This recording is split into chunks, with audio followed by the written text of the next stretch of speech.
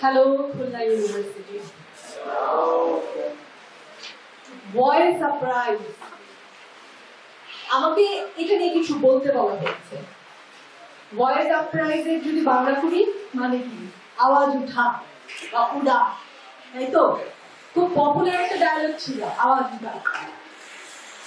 আমি একটা এমন একজন মানুষ ৩.৫-৪ বছর থেকে আওয়াজ উঠাচ্ছি, এখন ৪০ পার হয়ে গেছি, এখনো আওয়াজ উঠাচ্ছি।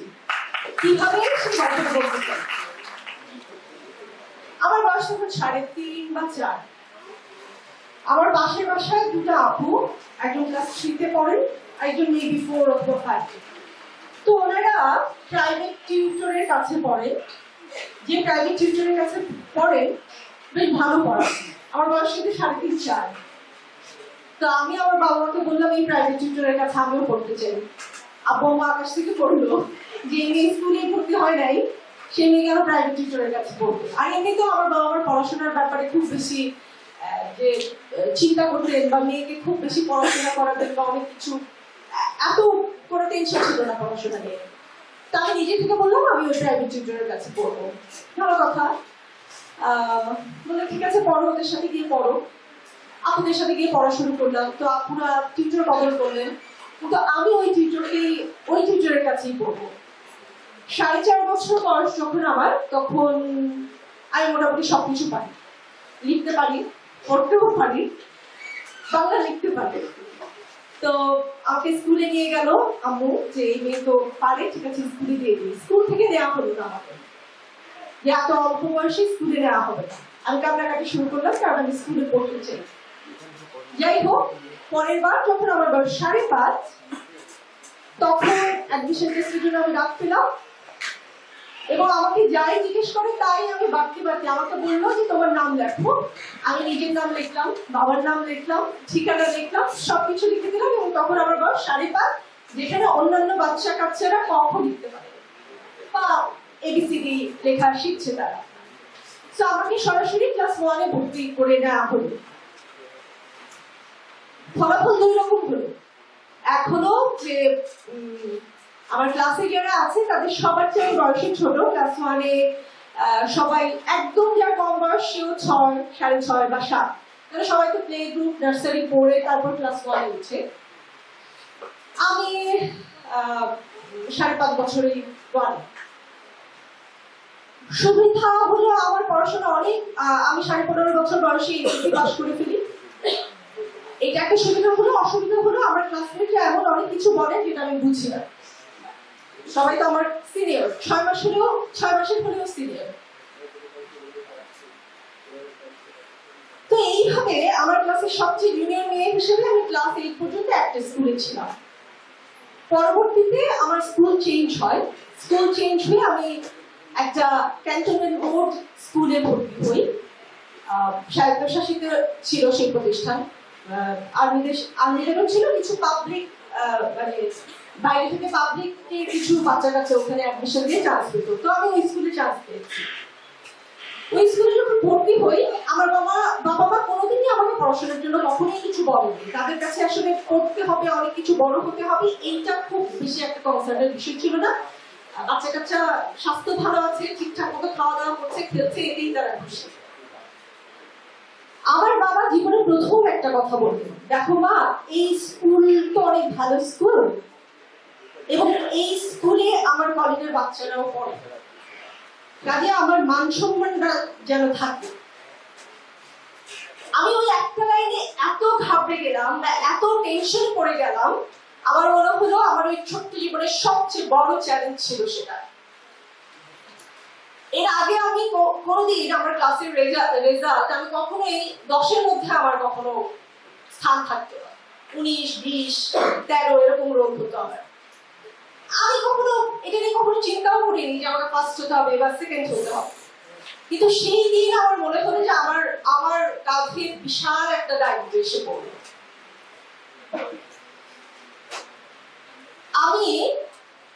আমার কাছে মনে হয় যে আমি তখন যোগ বিয়োগ ক্যালকুলেটর ছাড়া খুব বেশি একটা ভালো করে করতে পারতাম না, মানে কোনো রকম আর কি পরীক্ষার আগে পড়ে টোটে পাস করা টাইপ। সেই আমি আমার পুরানো ক্লাসের বই খাতা আগে এখান থেকে সেখান থেকে আত্মীয় স্বজন আশেপাশে পাড়া প্রতিবেশীদের কাছ থেকে পুরান বই খাতা জোগাড় করলাম। আমি লিটারালি ABCD থেকে পড়া শুরু করলাম। কেন? আমার হাতের লেখাও এত খারাপ ছিল, ABCDও আমি ঠিক মতো করে লিখতে পারতাম না, মানে না পড়তে পড়তে যেটা হয়। শুরুর দিকে ছিল অতি আগ্রহ থেকে বেশি করে পাকনামি শব্দটা যায় করে আমি যে সময় আমার ক্লাস নার্সারিতে পড়ার কথা বা প্লে গ্রুপে পড়ার কথা সেই সময়টা আমি ক্লাস 1-এ পড়েছি। এখন না পড়তে পড়তে এমন একটা অবস্থা যে আমি আমার হাতের লেখাটাও ঠিকঠাক নাই। আমি সবকিছু পড়লাম, একদম পুরান থেকে পড়া শুরু করলাম, শুরু থেকে পড়া শুরু করলাম। ক্লাস 9-এ ফার্স্ট টার্মের রেজাল্ট আমি মোটামুটি ভাবে পাস করলাম সবকিছুতে। পরের পরীক্ষা আরেকটু ভালো করলাম, তারপরে পরীক্ষায় আরেকটু ভালো করলাম। না আমি কোনো সিনেমার মতো একেবারেই যে প্রথম পরীক্ষা একদম ফার্স্ট সেকেন্ড হয়ে গেছে বিষয়টা তা না। ক্লাস 10-এ যখন আমি টেস্ট পরীক্ষা দিয়েছি এবং আমার টেস্টের রেজাল্ট বেরিয়েছে, তখন আমি মেয়েদের মধ্যে দ্বিতীয় হই। সেইটা একটা রেজাল্ট যেটা আমি মোটামুটি বলতে পারি যে হ্যাঁ ঠিকঠাক আছে। এসএসসি পরীক্ষা দিলাম, রেজাল্ট আমার তুলনায় বেশ ভালো হয়েছে। না আমি কোনো গল্পের মতো একদম বলবো না যে আমি বোর্ডে ফার্স্ট প্লেস করেছি বা সেকেন্ড প্লেস করেছি, এইরকম না। তবে আমার তুলনায় আমার যে যোগ্যতা সেই তুলনায় আমি বেশ ভালো করেছি। আমার বন্ধু বান্ধবরা, আমি যেহেতু গাজীপুরে বড় হয়েছি, গাজীপুরে বেশ ভালো কলেজ আছে, গাজীপুরে মোটামুটি ভালো পড়াশোনার জন্য ভালো কলেজ আছে। ঢাকা পর্যন্ত কেউ আসতো, তবে সবাই আসতো না, মেয়েরা একটু কমই আসতো। আমি সিদ্ধান্ত নিলাম আমি ঢাকায় এসে পড়বো, ওই যে আগের মতো সবসময় নিজের ডিসিশন নিজে নেওয়া। এই গল্পগুলো কেন বলছি সেটাও আমি পরে বলছি। আমি আমার পরবর্তী জার্নিটা আমি আর গাজীপুরে থাকবো না, আমার কাছে মনে হয়েছে যে Gazipur part is done for me. আমি ঢাকায় চলে আসলাম। ঢাকায় আমার বাবা মার অত আর্থিক সামর্থ্য ছিল না যে কোনো প্রাইভেট কলেজে পড়াবে বা ভালো কোনো শিক্ষা প্রতিষ্ঠানে দিবে। আমি ঢাকায় এসে একটা সরকারি কলেজে ভর্তি হলাম, সরকারি বদরুন্নেসা কলেজ। বেতন নাই তেমন একটা, শুধু থাকা খাওয়ার খরচ দিলেই চলে আমার বাবা মা। সেই থেকে আমি বাসার বাইরে থাকা শুরু করলাম। আমি একটা প্রাইভেট হোস্টেলে থাকতাম, কিন্তু তখন এসে আমি জীবনের প্রথম ধাক্কাটা খাই। বাসার বাইরে এসে খাওয়া দাওয়া, এবং যেই মেয়ে, আমি গাজীপুরে থাকতে কখনো 2 কিলোমিটার দূরে আমাদের একটা বাজার ছিল, যেই বাজারে আমি কোনোদিন একা যাইনি, সাথে আমার বাবা মাকে, প্রফেশনাল মেয়েরা যেটা হয় আর কি, কখনো তো একা একা কোথাও যায় না। আমার বাবা আমাকে হোস্টেলে দিয়ে চলে গেলেন, তার তো আর থাকার সুযোগ দেয়। তারপরে আমার জীবনটা আমার একা। সেই যে আমি বাসা থেকে বের হলাম, আমি সেদিন বসে বসে হিসাব করছিলাম, আমি 28 বছর পর বাসায় ফিরেছি। মানে বাসায় যাইনি বিষয়টা তো তা না। কেন 28 বছর পর ফিরেছি সেই গল্পটা বলছি। ঢাকায় এসে ঢাকায় থাকার সংগ্রাম, ঢাকার মেয়েদের সাথে বেড়ে ওঠার সংগ্রাম, এসব সংগ্রামেই মন সবসময় বাসার জন্য মন খারাপ থাকতো। এসব কারণে আমার এইচএসসি ফলাফল খুব একটা ভালো হয়। এখনো আমার বাবা সেই পজিশনে, আমার রেজাল্ট খুবই খারাপ, আরেকটু হলে আমি সেকেন্ড ক্লাস পেয়ে ফেলতাম, 10-এ ফার্স্ট ক্লাস পেয়েছি। রেজাল্ট নিয়ে আমি যাচ্ছি, আমি আর আমার বাবা বাসে করে। আমি আমার বাবাকে বললাম, আব্বু কিছু বাদাম দিল, আমি বাদাম খাবো। আমার আব্বু হা করে আমার দিকে তাকিয়ে আছে, যে রেজাল্ট খারাপ করেছে ও বাসে বসে বাদাম খাবে। আমি তখনও বুঝতে পারছি না যে আমার রেজাল্ট খারাপ হয়েছে এবং এতে আমার বাবা মা কষ্ট পেতে পারে, কারণ তারা তো কখনোই আসলে আমার রেজাল্টে খুব বেশি একটা বদার ছিলেন না। আমার বাবা আমার জন্য বাদাম কিনে আনলেন, আমি খেলাম।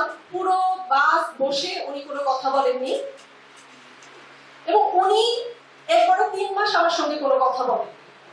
তার মনে হয়েছে যে সে, মানে আমাদের এই টানাটানির সংসারে এত কষ্ট করে আমাকে ঢাকায় রেখে পড়িয়েছে, এবং আমার সিদ্ধান্তে আমার সব বান্ধবীরা গাজীপুরে ভর্তি হয়েছে, আমি সহ আরো 2-3 জন তারা ঢাকায় এসেছিলাম। অনেকে আমার গাজীপুরে ফেরত দিয়েছে ঢাকায় প্রভাব না করতে পেরে, আমি যাইনি, আমি ছিলাম। এত সংগ্রামের পর আমার রেজাল্ট খারাপ এবং সেটা নিয়ে আমি ফান করছি। যে আপুকে যে বলেছিলাম দাদা কিনে দেওয়ার জন্য, আপু যখন মনে হয়েছে দ্যাট ওয়াজ এ জোক, তখন আমার আপু এত কষ্ট পেয়েছে যে আমার সঙ্গে আগামী 3 মাসের কথা বলে এবং ওইটা আবার আমাকে কাজে দেয়, ভীষণ ভাবে কাজে দেয়। এবং আমার মনে হয়েছে আমি যেহেতু একবার ঢাকায় এসেছি, এই ঢাকা ছেড়ে আমি আর যাবো না। আমাকে কোথায় পড়তে হবে? আমাকে ঢাকার সবচেয়ে ভালো বিশ্ববিদ্যালয়ে পড়তে হবে। না, আমি বুয়েটে পড়িনি। ঢাকার সবচেয়ে ভালো বিশ্ববিদ্যালয়ে বলতে যারা বুয়েটে পড়ে তারা বলবে বুয়েট। আমি ঢাকা বিশ্ববিদ্যালয়ে পড়েছি। ঢাকা বিশ্ববিদ্যালয়ে আমার ইচ্ছা ছিল আমি লিটারেচার নিয়ে পড়বো, যদিও এটা আমার বাবা মার ইচ্ছার কারণে পড়া হয়নি। আমি পদার্থবিজ্ঞানে পড়েছি, আমি পদার্থবিজ্ঞানের শিক্ষার্থী। কিন্তু মনের মধ্যে যেটা ছিল সেটা কোনো না কোনো ভাবে প্রকাশ পায় না। পদার্থবিজ্ঞানের শিক্ষার্থী হয়েও আমি আসলে কবিতা সংগঠনের সাথে ছিলাম, ফটোগ্রাফি করতাম। ফটোগ্রাফি শুধু করতামই না, ফটোগ্রাফি করে ওই স্টুডেন্ট অবস্থায় টাকা পয়সা ইনকামও করতাম। হলের মেয়েদের ছবি তুলে দিতাম, সেই ছবি দেখিয়ে তারা ওই যে পাত্রকে দিত, তাদের বিয়ের সাথে হইতো, ভালোই ছবি তুলতাম। তো আমাকে নিয়ে ওই সময় পত্রিকায় ফিচারও হয়েছিল, হলে কারা কারা স্বনির্ভর। ওই সময় ওটা অনেক আগের কথা বলছি, আপনারা তখন খুবই ছোট, কারো জন্ম হয়েছে কিনা, কারো কারো হয়তো জন্মও হয়নি। আমি 2000, 2001, 2, 3 ওই সময়টার কথা বলছি। ওই সময় পত্রিকায় রিপোর্ট হওয়া বিশাল, আমাদের কাছে অনেক বিশাল। তার মধ্যে আমি কিন্তু পদার্থবিজ্ঞানে পড়ি। পদার্থবিজ্ঞানের শিক্ষার্থীরা এসব চিন্তাও করতে পারে না, ফটোগ্রাফি করবে, ল্যাব করতে করতে, ক্লাস করতে করতেই তাদের দিন যায়। আমি বরাবরের মতো আবারও পড়াশোনা, আমার হচ্ছে পড়াশোনা এক একটা হাই হচ্ছে এক একটা সময়, আবারও পড়াশোনা আবার ডাউনের দিকে, যেটা ফটোগ্রাফি করি। তার মধ্যে একটা ন্যাশনাল ওয়াইড একটা ফটোগ্রাফি কম্পিটিশনের ডাক আসে, আমি সেটাতে অংশগ্রহণ করব। বড় বড় তখনকার বড় বড় ফটোগ্রাফাররা সেটাতে অংশগ্রহণ করেছিলেন। আমার মনে হলো কি নিয়ে ছবি তুলতে পারি, কি নিয়ে ছবি তুলতে পারি। আমাদের হলে দৃষ্টি প্রতিবন্ধী কিছু আমাদের সহপাঠী ছিলেন, শিক্ষার্থী ছিলেন। তো তাদের সাথে আমি থাকা শুরু করলাম। সকালবেলা যেতাম, শুধু রাতে ঘুমানোর জন্য আমার রুমে গিয়ে আমি ঘুমাতাম। তাদের লাইফস্টাইল, তারা কিভাবে পড়াশোনা করেন, তাদের জীবনের সংগ্রামগুলো, সেই গল্পগুলো আমার স্টোরিতে আমি তুলে ধরি। জীবনে প্রথমবারের মতো, জীবনে তো কোনোদিন ফার্স্ট হয়নি কোনো কিছুতে, না স্কুলে কোনো কিছুতে, এই প্রথম আমি পুরো বাংলাদেশে প্রথম হলাম। তখন মনে হলো আমার জন্য আসলে মনে হয় না সায়েন্স, আমার জন্য পদার্থবিজ্ঞান না, আমার জন্য সামথিং ডিফারেন্ট। আমি আসলে পদার্থবিজ্ঞান যতই চেষ্টা করি হবে না আসলে আমাকে দিয়ে। কিন্তু বাবা মার জন্য কোন রকমের পরীক্ষায় পাশ করি, কিন্তু যেখানে আসার কথা আমি সেখানে কিভাবে ঘুরে ফিরেছি, কি চলে এলাম। একটা সার্কুলার দেওয়া হলো বিশ্ববিদ্যালয়ে, বিভিন্ন বিশ্ববিদ্যালয়ে সাংবাদিক খুঁজছে, নতুন মুখ খুঁজছে। তখন সিএসবি নিউজ, বাংলাদেশের প্রথম নিউজ চ্যানেল, আমি ইন্টারভিউ দিই, অনেকগুলো ইন্টারভিউ হয়, আমি টিকে যাই। কিন্তু মনে হচ্ছে যে আমি ইন্টারভিউ দিই আর টিকে যাই, বিষয়টা তা না। এর আগে আমি আরো কয়েকটি টেলিভিশন চ্যানেলে ইন্টারভিউ দিয়েছি এবং রিজেক্টেডও হয়েছি। আমার মনে আছে চ্যানেল আগে, তখন আমি স্টুডেন্ট, সিএসবিতে আমি ঢুকেছি আমি পড়াশোনা শেষ করার পরে। যখন স্টুডেন্ট তখন থেকে আমি অডিশন দেওয়া শুরু করেছি। চ্যানেল আগে শাইখ সিরাজ, ফরিদুর রেজা সাগর, তারা ইন্টারভিউ নিচ্ছেন আমার। আমি তাদেরকে দেখেই ভুল করা শুরু করলাম। প্রত্যেকটা যা পড়ি তাই উচ্চারণের ভুল। আমার উচ্চারণ এত খারাপ তখন ছিল না, তখন এর চেয়ে ভালো ছিল, এখন যে অবস্থা তার চেয়ে ভালো ছিল। কিন্তু ওনাদের সামনে গিয়ে আমি সব ভুল ভাল বকছি। তখন আমার মনে আছে শাইখ সিরাজ সাহেব তখন আমাকে একটা কথা বলেছিলেন, আপনার হয়তো কোথাও হবে, কিন্তু চ্যানেল আয়ের মতো এইরকম প্রতিষ্ঠানে কখনো হবে না। আসলে আপনার অন্য কোথাও চেষ্টা করা উচিত। আমি খুবই কষ্ট পেয়েছিলাম। কষ্ট পাওয়াটাই স্বাভাবিক। উনি হয়তো ওরকম কিছু মিন করে বলেননি, কিন্তু আমি খুব কষ্ট পেয়েছি যে আমার কোনোদিন চ্যানেল আয়ের মতো প্রতিষ্ঠানে হবে না। সবচেয়ে ইন্টারেস্টিং বিষয় কি জানেন? জীবনের প্রথম যে টিভি চ্যানেল আমার ইন্টারভিউ নিতে এসেছে, দ্যাট ওয়াজ চ্যানেল আই। কিছু ড্রামা ক্রিয়েট করে রাখে, হ্যাঁ, যেটা আমাদেরকে আগে থেকে টের পেতে দেন না। কিন্তু কিভাবে দেখেন, বাংলাদেশ অন্য যে কোনো চ্যানেল আমার ইন্টারভিউ নিতে আসতে পারতো, but channel 1, channel I was the first television channel. যারা আমার ইন্টারভিউ করেছে। চাকরি পেলাম, চাকরি করা শুরু করলাম। জার্নালিজম খুবই চ্যালেঞ্জিং। চ্যালেঞ্জটাকে আমি আরো বেশি ভাবে নিলাম। কেন? আমি তো সাংবাদিকতার শিক্ষার্থী না। আমার সাথে যারা এসেছেন, ফ্রেশার হিসেবে জয়েন করেছেন, তারা অধিকাংশই সাংবাদিকতার শিক্ষার্থী বা কোনো না কোনো ভাবে তাদের সাংবাদিকতার সাথে যোগাযোগ আছে। আমার যেহেতু নাই, আমি আবার ওই এবিসিডি থেকে শিক্ষা শুরু করলাম। আমি যেহেতু কিছু পারি না, জানি না, বুঝি না, আমি আবার অনেক অনেক পড়াশোনা করতে শুরু করলাম। আমি ট্রেনি রিপোর্টার হিসেবে ঢুকেছি, কিন্তু আমি ক্যামেরা চালানো, ভিডিও এডিটিং, কিভাবে টিকার লিখতে হয়, স্পোর্টস ডেস্কে ওরা কিভাবে কাজ করে, আমার 8 ঘন্টার ডিউটি শেষে আমি ইন্টারন্যাশনাল ডেস্কে গিয়ে বসে থাকতাম, বলতাম ভাই আমাকে একটা স্টোরি করতে দিবা, তোমাদের যদি লোকবলের সংকট থাকে আমাকে একটা দাও, আমি একটা স্টোরি করে দিয়ে যাই। তাই আমি এক জায়গায় ছিলাম না, আমি চেষ্টা করতাম সংবাদ মাধ্যমে যত জায়গায় কাজ করা যায়, যতগুলো উইংস আছে সবগুলো শেখার চেষ্টা করতাম। আমি একটার পর একটা চ্যানেল বদলাতে থাকি। আমাকে আমার সিনিয়ররা বলতে থাকে এইভাবে চেঞ্জ করলে তো তোমার স্ট্যাবিলিটি আসবে না, তুমি কিছু শিখবেও না। কিন্তু বিশ্বাস করেন আমি শেখার জন্যই একটা চ্যানেল থেকে আরেকটা চ্যানেলে শিফট করতাম। আমি যখন এটিএন বাংলায় চাকরি করি, তখন এটিএন বাংলা ছিল বাংলাদেশের number 1 television channel. Per minute সেখানে 70,000 টাকা পার মিনিট। হ্যালো, ঠিক আছে, তাহলে কি আমি আচ্ছা চলে আসছো। পার মিনিট 70,000 টাকা লাগে চ্যানেলের বিজ্ঞাপন দিতে, সেই এটিএন বাংলায় বিজ্ঞাপন দিতে। সেই এটিএন বাংলা ছেড়ে আমি চলে আসি। তখন আমাকে সবাই বলেছিল তুমি কি পাগল নাকি এটিএন বাংলা ছেড়ে চলে আসছো। আমি পাগল ছিলাম। এই কারণে পাগল ছিলাম, আমি বুঝতে পেরেছি এটিএন বাংলায় আমার আর শেখার কিছু নেই। I have to go somewhere else to learn more.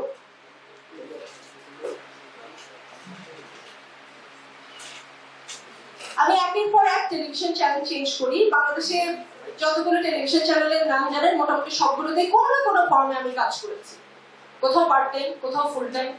শেষ পর্যন্ত যমুনা টেলিভিশনে এসে আমি লাস্ট 11 বছর ধরে কাজ করছি। আমি যমুনা টেলিভিশনের জন্য প্ল্যানিং করি, এইটা আমার ড্রিম ছিল। আমি যেদিন টেলিভিশনে ঢুকি সেদিনই আমার মনে হয়েছে আমি এমন কোথাও যাব যেখানে আমি ডিসিশন নিতে পারবো। সেই পর্যন্ত না যাওয়া পর্যন্ত আমি থামবো না। I have to keep running. এখনো কি থেমেছি? থামিনি কিন্তু। কখনো মুগ্ধর জন্য কান্না করে সবার খুব হাততালি পাই, কখনো আবার লুঙ্গি ড্যান্সের কথা বলে খুবই সমালোচিত হই। আমি থামার মানুষ না আসলে ভাই। ধরে কেন আমি একদম ছোটবেলায় 3.5-4 বছরের গল্প বলেছি জানেন? যে ওই শিক্ষকের কাছে আমি পড়বো। এই পর্যন্ত যতটুকু গল্প বললাম সব সিদ্ধান্তই কিন্তু আমার নেয়া। আমার জীবনটা কেমন হবে সেই সিদ্ধান্ত আমি নিয়েছি। সাথে সাথে আমার বাবা মা কি চান সেটাও রেসপেক্ট করেছি। আমার বাবা মা চেয়েছেন বলেই কিন্তু আমি সায়েন্সে পড়েছি। আমি চেষ্টা করেছি তাদের সম্মান রক্ষা করার জন্য। যখন আমি বুঝেছি আমি পারবো না, তখন আমার নিজেকে আমার নিজের পথ বেছে নিতে হয়েছে। আওয়াজ উঠানোর সাথে কি সম্পর্ক? আওয়াজ উঠানোর সাথে সম্পর্ক এটাই, আমার যখন মনে হবে এটা ঠিক আমি বলবো এটা ঠিক, যখন মনে হবে এটা ভুল আমি বলবো এটা ভুল। এটা বলতে হবে, না বললে পরিবর্তন আসবে না। আমি 9 বছর ধরে ঢাকা শহরে, মানে লাস্ট 9 ইয়ার্স আমি ঢাকা শহরে নিজে গাড়ি চালাই। ঢাকা শহরে, ঢাকা শহর। আমি যখন দেখি একটা বাস বাঁকা হয়ে রাস্তায় দাঁড়িয়ে আছে, আমি গাড়িটা আগায় নিয়ে ওই বাসের রাস্তা আটকায় বলি আপনি এইভাবে বাঁকা করে রাস্তায় বাস রাখতে পারেন না, আপনার জন্য পিছনে মানুষজনের ক্ষতি হচ্ছে। আমার অনেক সময় নষ্ট হয়, আমার অনেক এনার্জি নষ্ট হয় এগুলো করতে গিয়ে। কিন্তু কেন করি? যখন যাকে যেটা বলা দরকার তাকে বলতে হবে। না বললে এই দেশ বদলাবে কারা? So to raise our voice when it needed. যখন প্রয়োজন তখন অবশ্যই বলতে হবে। সেই জন্য আমি আমার এই কথা বলা থামাবো না। হতে পারে আপনারা প্রশংসা করতে পারেন, সমালোচনা করতে পারেন, কিন্তু আই নো যে আমার দেশকে, আমার আশেপাশের মানুষকে, আমার বাংলাদেশকে আমাকে এগিয়ে নিয়ে যেতে হবে এবং সেই সাথে আমাকে। সবাইকে অনেক ধন্যবাদ।